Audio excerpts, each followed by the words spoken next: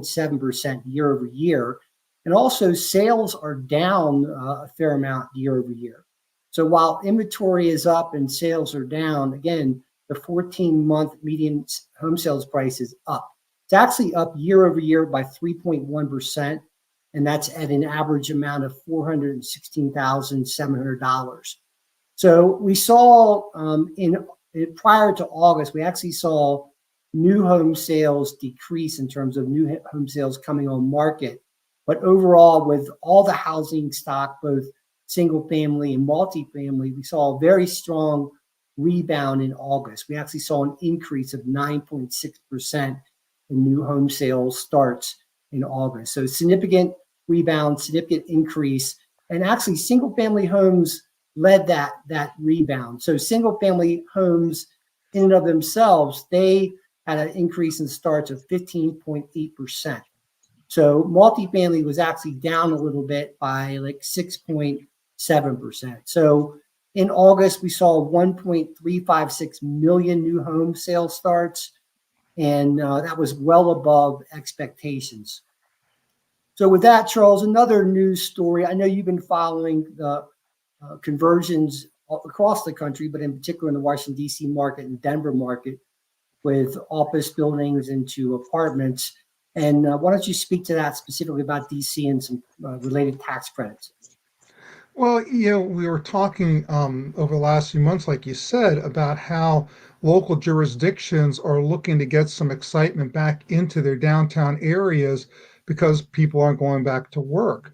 So they're looking for specific buildings, and when they get identified, the local jurisdictions are now getting very much involved.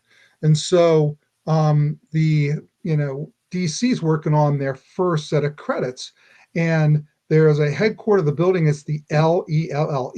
It was formerly occupied by the Peace Corps, and that is part of their program. It's one of the first buildings out of the ground, 163 units. And it's exciting for these local jurisdictions because you have more people that are going to be downtown that are going to be doing shopping and eating down there. So it's really, really exciting when we start to see all of this activity because our markets, the residential markets and the commercial markets, really do work together. And it's really important for each other. So, Chad, now let's get into what we're here to talk about, which is sales contracts, and what are some of the considerations that we need to look into for getting together our sales contracts? Yeah, absolutely. So we're looking at this from an entrepreneurial buyer's perspective. This is not for the folks that are in commercial real estate every day, negotiating contracts and buying stuff on a regular basis. More so from an entrepreneurial buyer's perspective in terms of maybe it's your first time buying investment property, or maybe you're looking to buy a property as an owner user. So from that perspective, we're just going to make the assumption as it relates to this hypothetical contract that you're buying a 20,000 square foot building, 20,000 square foot warehouse building, and that building is 50% lease, and that you plan to occupy the other 50%. So you're going to occupy 10,000 square feet in the building. And very often if we're representing a buyer, before we actually would present a contract or get into a contract, as part of the negotiation process, when they're ready to make an offer, we would put forth what is called a letter of intent. And the purpose of that is to lay out the business terms, to try and reach a meeting of the minds with the seller, because very often it can be very expensive and time consuming to go through the contract process. So again, we would put forth a letter of intent. We would have the pertinent business terms. It's important to understand that a letter of intent, even if signed by the buyer and seller, it's not legally binding. So while you might think you have a deal or an agreement at that point, you just have a preliminary agreement that either party could walk away from. So it does save time and money to go through that step in terms of generating a letter of intent. And other primary considerations, which Charles and I are going to speak to within the contract, are number one, a feasibility study, also a property inspection, a very likely financing contingency, as well as just in the overall contract, considering those factors, what is reasonable in terms of adequate time to put in the contract for both the buyer and seller in terms of getting the closing. So with that, Charles, why don't you speak to what goes into a feasibility study typically and what's involved with that? Well, the first thing is that this is a little bit similar to what you're looking for with in a residential contract when you're buying a house. So for an existing building, you will generally have a 30 to 45 day window where you've put down a deposit, but you can generally get it back if you find out that the building is not sufficient, or if there's a problem with the building, there's a structural problem or something like that with the building. So you might get a structural engineer out there to be looking at, the building. You're going to be looking at zoning. I mean, we were just working with a company, and we weren't sure about the zoning. We really had to go through a process to find out whether the building would be acceptable under the specific zoning. You're going to be looking at that specific lease. I mean, the lease in the building for the 10,000 square feet, does it have 5 years to go on it, or does it have 3 months to go on it? That's going to change your perception of value. You're going to look at the building and decide what is it going to need in terms of basic alterations. Let's say there's a problem with the building. There's a structural problem or a problem with the parking lot that's going to have to be dealt with, or the roof, just like with a house, but also for your specific building. How much is that going to cost? So you're really going to have to get that figured out in the feasibility study period. Then, you have the property inspection, and you're going to have to secure a financing commitment. And that generally is in that 30 to 45 day period where we're really going to be looking at exactly what the financing is going to look like. And of course, in this day and age where it looks like financing costs may be going down, that's a big part of the process, because the cost of owning real estate has gone up a great deal over the last few years. Now, with a property inspection, just like with residential, you're going to look for a qualified commercial building inspector. Critically important that you get someone that understands what they're doing and understands especially the structural elements of the building. So you're going to look for the quality and the condition of improvements, the roof, mechanical systems, HVAC, electrical, plumbing, and you're going to look at that a lot more closely than you look at it for a home, because this is, it's going to be, your electrical and plumbing requirements might be very, very different. Let's say you're a restaurant or something like that. Very, very different. And as we said earlier, is the building code compliant, both from a zoning standpoint and from a build-out standpoint, because someone might have done a bunch of things not to code, and you must know that. Finally, the financing contingency, as we said earlier, generally takes a minimum of 30 days. Will be subject to an appraisal, has to appraise out just like your house, and the lender may require environmental inspection. Let's just say that your property is right next to a gas station. You know immediately that the lender is going to look for a phase one environmental study, which is basically looking to see whether there might be any problems with leakage from the other property. They could require a phase two study, which will require core samples, so it can start getting a bit involved. But the lender will tell you about any other contingencies that they might have, anything that they might need in their processes. So, Chad, what are the other things that you might need to look at, like the right to assign, the contract? What's that all about? I forgot. I'm going to let you hit this, Chad. But then I want you tell us a little bit more about some of the other considerations. Sure. And just to add a couple points to expand upon what Charles was saying on the feasibility study, sometimes we'll see where a seller may want to see the buyer wrap the building inspection into the feasibility study, make it part of the feasibility study, so it's not a separate contingency. And in essence, the feasibility study is almost an opportunity for a free look, so to speak, at the property. You have to put up your deposit, but your deposit's not at risk. If you see something that's of concern to you during the feasibility study, you can walk away from the contract and and get your deposit back. So just picking up on the financing side, Charles was speaking to that as a contingency, the related timeframes there, what's involved there as far as an appraisal. sometimes a buyer may be shopping 2 or 3 different lenders. So it can definitely take some time and be, somewhat involved in terms of sorting out the financing.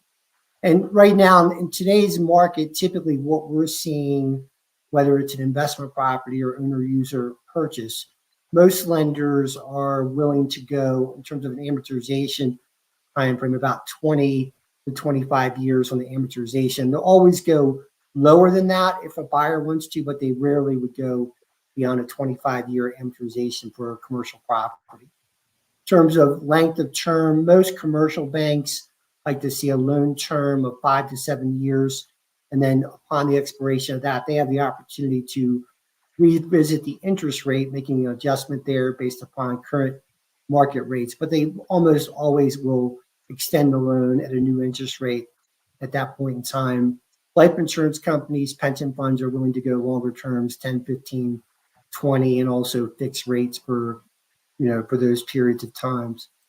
So just before we talk about a couple other aspects in terms of contract concerns or things you want to look at, in general, we like to think that particularly for a building purchase, that a typical time frame to work all this stuff out and get to closing on the quick side is about 60 days or 2 months, and more reasonable, it's about 75 days would be a reasonable time frame for commercial building purchase. So other considerations are title review, which is always a contract contingency. Also, the right to assign the contract or take ownership under different names. So we'll talk more about that in a minute. And then also the allocation of transfer taxes and recordation fees, which are always involved in a commercial sale or purchase. So, Charles, I'm going to let you speak to title review. It's interesting. We do a lot of work in the mountains.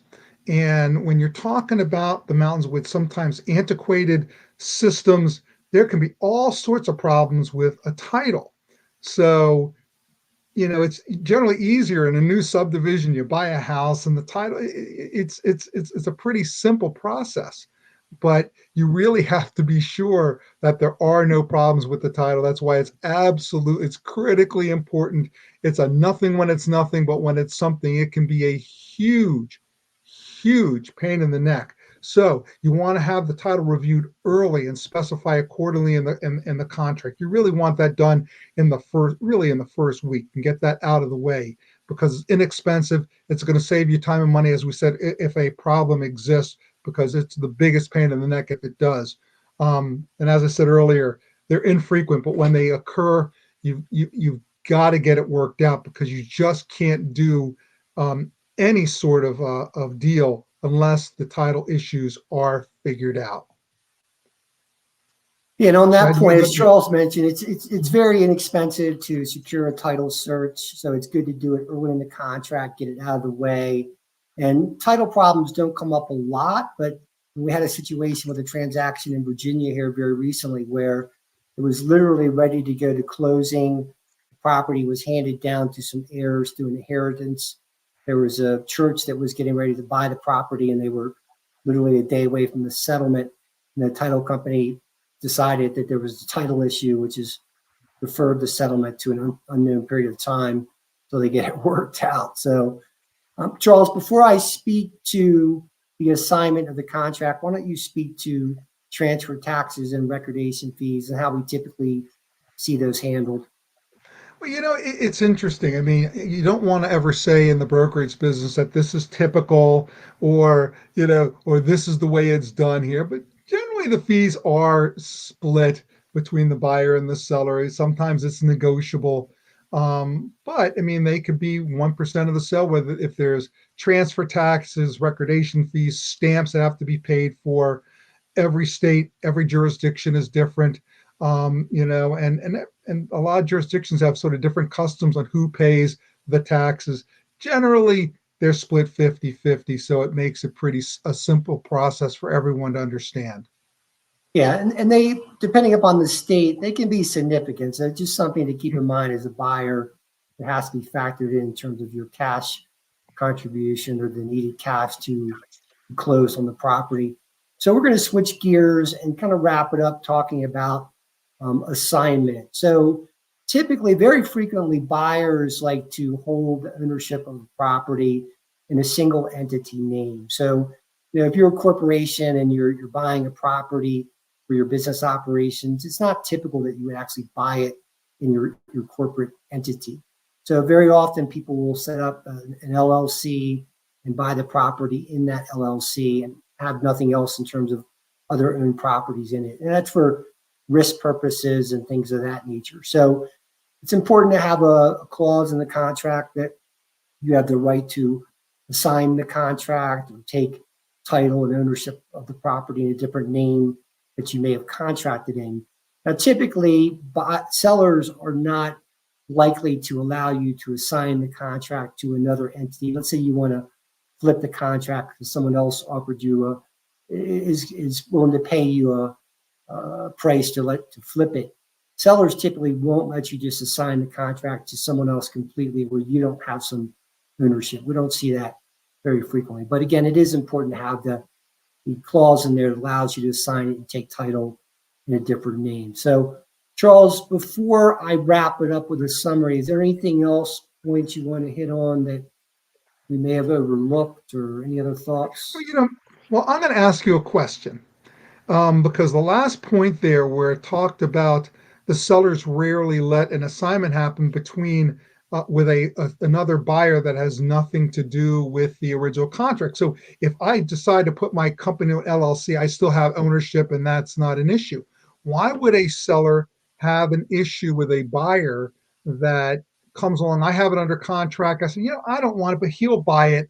And I just have him come in and assign the contract to them. Why don't sellers like that? I mean, the primary reason is that the seller has qualified you as the buyer. They've gotten comfortable with your capability. You've had to demonstrate in some way, shape, or form you're capable of making the purchase. You've done some due diligence. So while there certainly are times where another buyer might come up and say, "Hey, you're getting a great deal. I'll give you $100,000. Why don't you walk away and let me step in your shoes?" For those reasons, typically sellers will not allow that to happen. I mean, it does happen periodically, and sometimes the contract language is structured accordingly, but it doesn't happen frequently. So with that, we want to emphasize that we've negotiated hundreds of contracts over many years in business. We have a lot of business experience, but it's always good to have your counsel review the contract. Frequently, we're principals in buying or selling land, but we still bring in, despite our significant experience negotiating contracts, we'll bring in legal counsel to give contracts a review for us as well, beyond the changes that we might make on our own. So commercial sales contracts are often very complicated. I mentioned a letter of intent that is a precursor to contracts. A letter of intent might be 2 pages long, whereas the bona fide sales contract might be 20 pages long and have a lot more information in it. So they do get complicated. As always, we're here to guide you through the process and advise you to ensure that you're covered in every aspect.